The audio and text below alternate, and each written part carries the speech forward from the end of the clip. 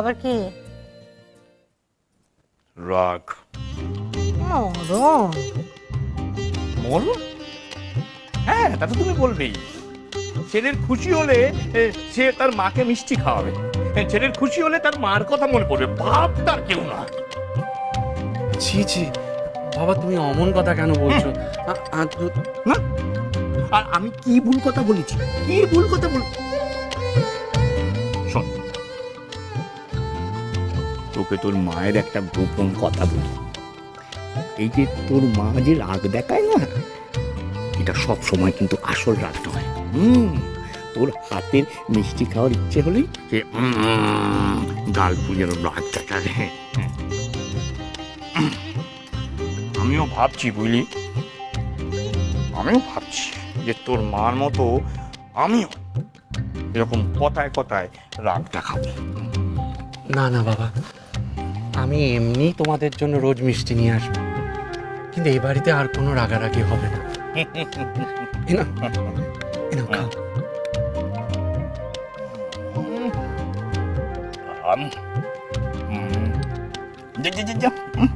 আধার দেখেছিস, দেখেছিস যেন টাকনায় ঝাল দিয়ে রসমালাই খাচ্ছি। খেয়েছিস কোনোদিন? আমার রাতের ঘুমে তুমি 12টা বাজাও। দেখো কি কুরুক্ষেত্র করি আমি, দেখো। আর করতে পারবে, কুরুক্ষেত্রে গিয়ে বাস করছি, দেখেছিস? এই নাও।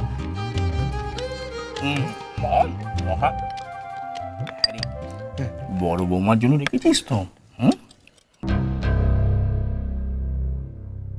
তোর আজকের এই আনন্দের দিনটা তার সঙ্গে ভাগ করে নিস।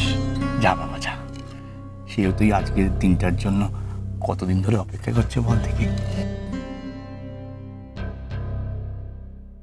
না, খালি হাতে না, তোমার বইটা সাজিয়ে নিয়ে যাব।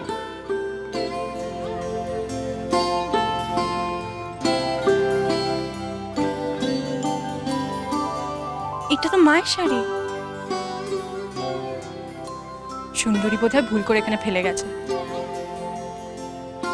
এত রাত্রে দিতে যাব না, থাক, কাল সকালেই দিয়ে দেব।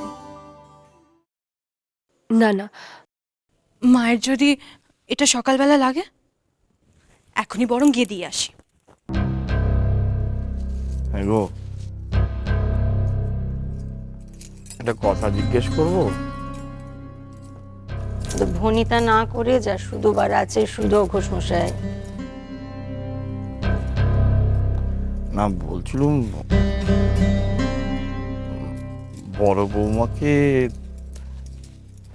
মানে বড় বৌমাকে তুমি মন থেকেই তো মেনে নিয়েছো, তাই তো? হঠাৎ এই কথা শুধুচ্ছ কেন? না, মনে হলো তাই বললো।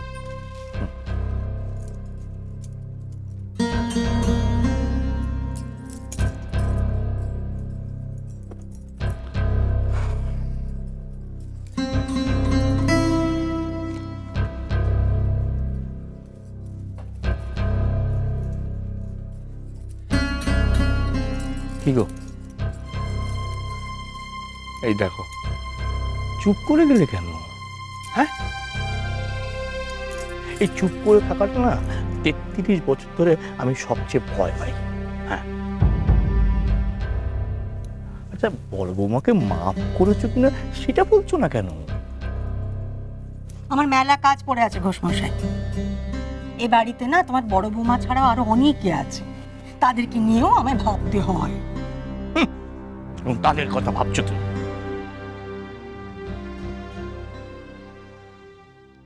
তোমার মনের মধ্যে কি চলছে সেটা আমায় বলো না। হ্যাঁ, দেখো, ওই ছেলেরাতে মিষ্টি হাসি মুখে খেয়ে না তুমি ছেলের চোখকে ফাঁকি দিতে পারো, কিন্তু এই বুড়োটাকে ফাঁকি দিতে পারবে না। হ্যাঁ, তোমার মনের মধ্যে নিশ্চয় কোথাও একটা কিছু খচ খচ করছে, তাই না? দেখো, তুমি যা বললে শুধু মুখেই বললে, মন থেকে এখনো তুমি বড় বৌমাকে মাফ করতে পারোনি? না করিনি।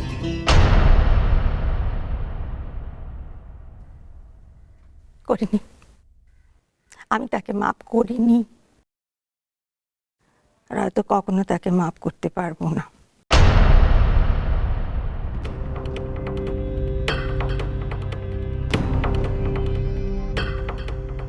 কি ভাবছো? হ্যাঁ, তবে কেন আমি তাকে এ বাড়ি থেকে যেতে বললুম না, তাই তো? না গো না, তাকে এ বাড়ির বউ মেনে নিয়েছি এমনটা নয়।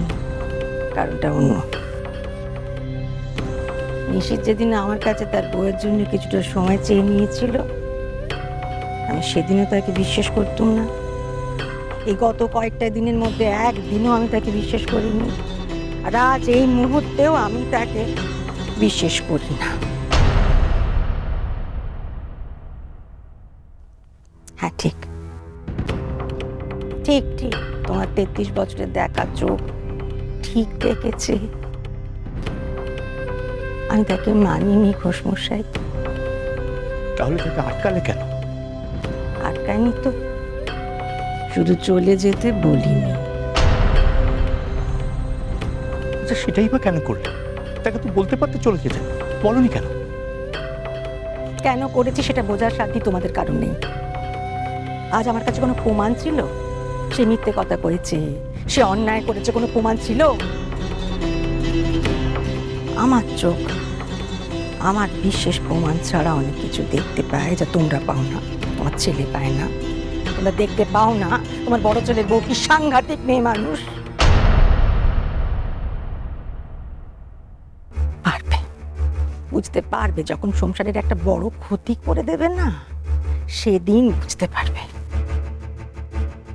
আমার মন জানে সে চুর, সে মিথ্যেবাদী, কিন্তু আমার মনের জানাটা তো আমার ছেলের কাছে সব নয়। আমার বিশ্বাসের উপরে তো তার আজ আর কোনো বিশ্বাস নেই। কটা দিন মেয়ে মানুষ আমার ছেলেটাকে কেমন বদলে দিল। কেন জানি না, আমার কোথাও একটা মনে হচ্ছিল যেন যে এমনটাই কিছু করেছো তুমি, রাগটাকে নিজের মধ্যে পুষে রেখেছো। রেখেছি রেখেছি রেখেছি সমস্ত রাগ, বিরক্তি, অবিশ্বাস নিজের মধ্যে চেপে রেখে এক ছাতের নিচে ওই মেয়ে মানুষটাকে আমি সহ্য করে চলেছি। তোমরা ধূর্ত মেয়ে মানুষটাকে চেনো না কেউ। ও বুদ্ধিমান না, ও ধূর্ত।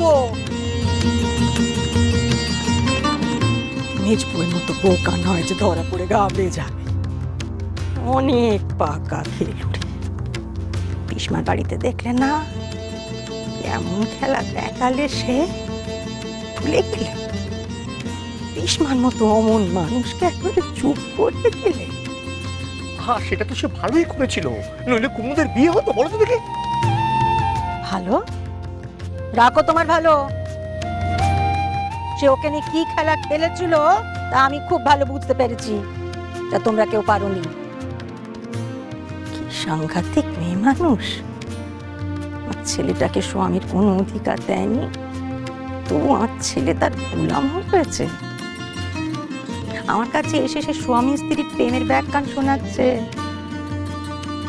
মেয়ে মানুষ তাকে শিখিয়েছে, আমাকে দেখাচ্ছে 30 বছর ধরে যে ছেলেকে তুমি নিজের ছেলে করে রেখেছো, 30 মাসও লাগেনি আমি তাকে আঁচলের তলায় কেমন নিয়ে এসে ফেললুম। দেখো, থানায় রিপোর্ট লিখিয়েছে, পুলিশে দিয়েছে, কি করতে পারলুম আমি?